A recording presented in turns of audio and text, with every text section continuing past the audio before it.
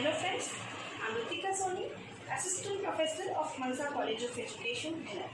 आज मैं जिस रिगार्डिंग अपना वीडियो आपसे शेयर करने जा रही हूँ वो रिसर्च मेथडोलॉजी का एक बहुत ही इम्पॉर्टेंट टॉपिक है, दैट इज़ हाइपोथेसिस, परिकल्पना। आज जिस विषय में मैं अपना नॉलेज आपके साथ शेयर करूँगी दैट इज़ हाइपोथेसिस। तो आइए आज के इस टॉपिक में हम आगे बढ़ते हैं। परिकल्पना क्या होती है और किस तरीके से रिसर्च मेथडोलॉजी के लिए एक बहुत इंपॉर्टेंट फैक्टर की तरह वर्क करती है। आइए परिकल्पना के लिए मैं सबसे पहले आपको बताऊं कि जब भी यहाँ मैंने एक मैप बनाया है जिसको मैंने P1, P2, P3, P4, P5 से डिनोट किया है, that are problems, and S से जो डिनोट किया गया है दैट इज सॉल्यूशंस। रिसर्च, जैसा कि हम सब जानते हैं कि research means a process to search again and again. Research एक ऐसी वैज्ञानिक प्रक्रिया है जिसके द्वारा हम अपनी समस्याओं के समाधान तक पहुँचने का प्रयास करते हैं, लेकिन उस समस्या के समाधान तक हम पहुँचने के लिए कुछ प्लानिंग्स करते हैं, कुछ सिस्टमैटिक वे में डेटा को कलेक्ट करते हैं, एनालाइज करते हैं, एनालाइज करके उनके इंटरप्रिटेशन के साथ हम अपने उस रिसर्च के सॉल्यूशन तक पहुंचने की कोशिश करते हैं। अब इन सब के बीच में हाइपोथेसिस किस तरीके से वर्क करती है ये देखिए। रिलेशन बिटवीन हमारी समस्या, परिकल्पना और सॉल्यूशन, समाधान, इन तीनों के बीच में हमारी हाइपोथेसिस, परिकल्पना किस तरीके से सहायक है ये देखिए।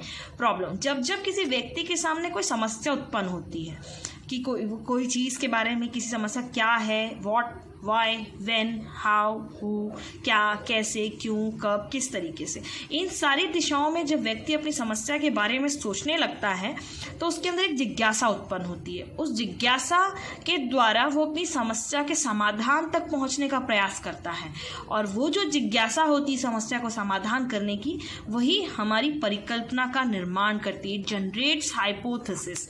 अब ये बहुत ज़्यादा ज़रूरी है कि हाइपोथेसिस क्या होता है। If you talk about the meaning of hypothesis, अगर हम लिटरली मीनिंग पे जाएं तो ये जो शब्द है हाइपोथेसिस, ये दो शब्दों से मिलकर बना है, हाइपो एंड थीसिस।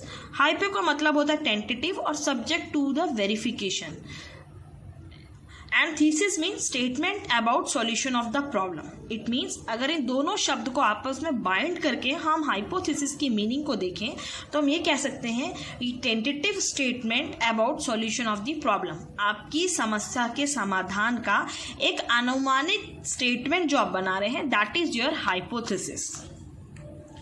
अगर आप हाइपोथेसिस के ऑपरेशनल मीनिंग के साथ फोकस करेंगे तो hypo means composition of two और more variables which are to be verified, यानी रिसर्च टर्म से अगर आप हाइपोथेसिस की मीनिंग को देखें तो दो या दो से अधिक वेरिएबल्स जिनको हमें खोजना है, जिनको हम वेरीफाइड करना है, दैट इज उनके कंपोजिशन को हम कहते हैं hypo. And thesis means position of this variables in specific frame of reference, यानी कि आपने अपने शोध कार्य का जिस तरीके का फ्रेम बनाया है उस फ्रेम में उस दो या दो से अधिक चरों को किस तरीके से वेरीफाई किया जा रहा है, that is your hypothesis, which is very important factor of your research work. अगर आप इसकी डेफिनेशन के ऊपर देखें तो good and hit and coffee के द्वारा मैंने दो डेफिनेशन यहाँ पे दी हुई है।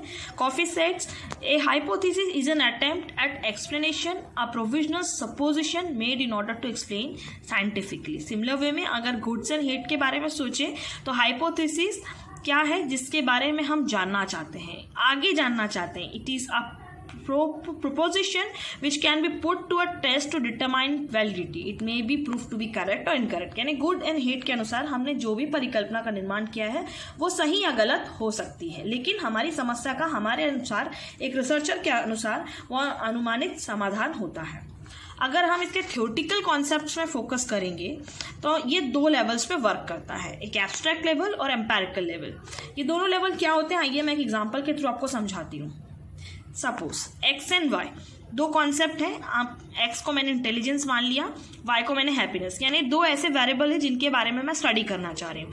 जब आप कॉन्सेप्चुअल लेवल पे बात करते हैं कि इंटेलिजेंस क्या है या फिर हैप्पीनेस यानी खुशी क्या है, तब वो आपका स्तर कहलाता है कॉन्सेप्चुअल लेवल, यानी आप उसके कॉन्सेप्ट की बात कर रहे हैं। लेकिन जब आप एम्पेरिकल लेवल की बात कर रहे होते हैं, उस लेवल का क्या मतलब होता है कि आपने इंटेलिजेंस को किस तरीके से एकत्रित किया है, उस वो एक क्वालिटेटिव वेरिएबल है कॉन्सेप्चुअल फॉर्म में, इंटेलिजेंस एंड हैप्पीनेस, उन दोनों को आप क्वांटिटी में कन्वर्ट कर दे रहे हैं, यानी आपको समहाउ कुछ स्कोर्स की लिस्ट मिल जा रही है। उन स्कोर्स को, scores on intelligence test and scores on happiness scale, intelligence का टेस्ट लिया है किसी का और हैप्पीनेस की जो स्केल है, इन दोनों को किस तरीके से आपने क्वालिटी से क्वांटिटी में कन्वर्ट कर दिया है और फिर आप उसका मेजरमेंट करने के लिए वो तैयार है, that is the empirical level of hypothesis. अब हम बात करते हैं types of hypothesis. Hypothesis basically मैंने इस टेबल के थ्रू एक्सप्लेन करने की कोशिश की है। एक होती है आपकी रिसर्च हाइपोथेसिस, जो कि 3 पार्ट में डिवाइडेड है, descriptive, relational, casual. Relational hypothesis फिर से 2 पार्ट में डिवाइड होती है, कोरिलेशनल फॉर्म और डिफरेंस फॉर्म। अगर रिसर्च हाइपोथेसिस के डिस्क्रिप्टिव पार्ट को देखें तो ये डिक्लेरेटिव फॉर्म ऑफ स्टेटमेंट रहता है। रिलेशन मीन्स यहाँ 2 और 2 से अधिक चरों के बीच का संबंध ये स्थापित करके बताना चाहते हैं। ये संबंध या तो आप कोरिलेशन फॉर्म में देख सकते हैं या फिर उनके डिफरेंस फॉर्म में देख सकते हैं। और थर्ड होता है कॉजल, यानी कि कॉज और इफेक्ट, एक चर की वजह से दूसरे में क्या कॉज उत्पन्न हो रहे हैं या कॉज या effect. Second type of hypothesis null hypothesis है and third is question form hypothesis. इस प्रकार से हाइपोथेसिस के प्रकार हैं। आइए हम आगे के वीडियो में बात करते हैं। An empirical investigation where statistical tests are to be performed. Research hypothesis must be translated into another type of hypothesis known as null hypothesis. Generally, अभी मैं आपको जो कॉन्सेप्ट बताना चाह रही हूँ, ये सेकेंड पार्ट नल हाइपोथेसिस क्या होती है उसके बारे में बता रही हूँ। Null hypothesis is a combination of 2 words, 2 शब्दों से मिलकर बना है, नल और hypothesis. Null means nothing favours concept of zero और नो, मानी कि कुछ भी नहीं है, ना तो जीरो है और या नो के कॉन्सेप्ट को फॉलो करता है। हाइपोथेसिस की मीनिंग मैं आपको बता चुकी हूँ, tentative and testable statement about solution of the problem. यानी कि नल हाइपोथेसिस ये स्टेट करता है कि 2 चरों के बीच में ना तो कोई संबंध है, ना तो कोई अंतर है, ना ही कोई कॉज एंड इफेक्ट है।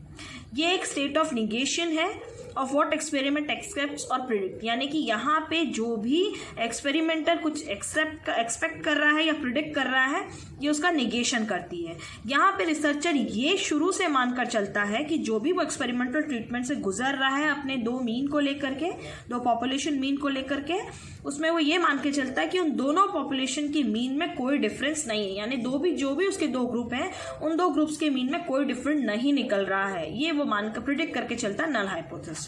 देखिए basic assumptions, mean of group A is equal to mean of group B, यानी अगर 2 ग्रुप है तो दोनों ग्रुप का मीन आपस में बराबर है, इक्वल है। इसको सिंबलाइज H0 से किया जाता है। स्टैटिस्टिकल मेथड है कंक्लूजन तक पहुंचने का, जिसमें कि वो पॉपुलेशन के कैरेक्टरिस्टिक्स को वेरिएबल रिलेशनशिप के साथ ऑब्जर्व करके इन सैंपल फॉर्म बताता है। It must be noted that null hypothesis supported और accepted the result is not significant. अगर नल हाइपोथेसिस सपोर्ट या एक्सेप्ट होती है तो आपका रिजल्ट नॉन सिग्निफिकेंट आता है। ये इस प्रकार की परिकल्पना जो है वो अनबायस्ड नेचर शो करती है। और इसकी सबसे बहुत खासियत, null hypothesis always make a statement about the characteristics of the population, not a sample. Null hypothesis हमेशा ही आपका जो पॉपुलेशन है उसके कैरेक्टरिस्टिक्स को बताती है, सैंपल के नहीं। एग्जाम्पल, अगर researcher is interested in difference between anxiety level of children of high IQ and low IQ, यानी कि हम ये सपोज कर रहे हैं कि कोई हाई IQ और लो IQ के बच्चों का 2 ग्रुप है, उनका एंजाइटी लेवल किसका ज्यादा होता है, तो अगर इसके लिए हमें नल हाइपोथेसिस का निर्माण करना होगा तो हम ये मान के चलेंगे कि दोनों ही ग्रुप के हाई लेवल ऑफ एंजाइटी के चिल्ड्रन और लो लेवल ऑफ एंजाइटी के चिल्ड्रन के जो डिफरेंस है वो निल है, कोई डिफरेंस नहीं है दोनों के बीच। जैसा मैंने स्टेटमेंट फॉर्म में लिखा है, the anxiety level of high IQ children is not different from the anxiety level of low IQ children, यानी कोई डिफरेंस दोनों के मीन में नहीं होगा। H0 से ये इसको सिंबलाइज करेंगे, मैंने नीचे फॉर्म करके बताया, H0 equals to MA equals to MB। यहाँ पे देखिए H0 यानी नल हाइपोथेसिस है, MA means mean anxiety score of high IQ children and MB यानी मीन ऑफ ग्रुप B को मैंने लिया है mean anxiety score of low IQ children. इन दोनों के ही उसमें कोई डिफरेंस नहीं है, यानी दोनों के मीन के बीच में मैंने इक्वल सिंबल लेकर चला है। Null hypothesis would be tested using one of the various techniques.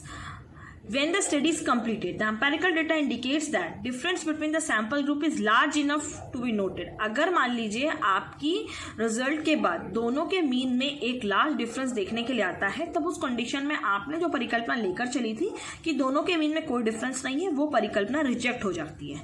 Rejection null hypothesis का डायरेक्टली इंडिकेट करता है कि anxiety level of high IQ children and low IQ children के बीच में डिफरेंस है, यानी कि mean of group A high level anxiety और लो लेवल चिल्ड्रन के एंजाइटी के बीच में डिफरेंस है, यानी ये MA is not equal to MP.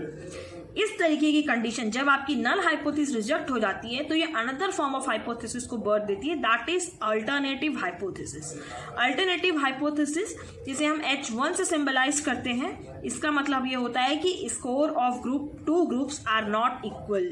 2 groups का जो स्कोर है वो इक्वल नहीं है. Precautions for construction of hypothesis. Hypothesis से कंस्ट्रक्शन के लिए आपको किस प्रकार के प्रिकॉशंस लेने चाहिए? A hypothesis is whichever form is to be tested should be in form of answer to the proposed question. Proposed question जो भी आपका क्वेश्चन है उसके आंसर के फॉर्म में इसको वर्क करना चाहिए. ये रिलेशनशिप एक्सप्रेस करना चाहिए.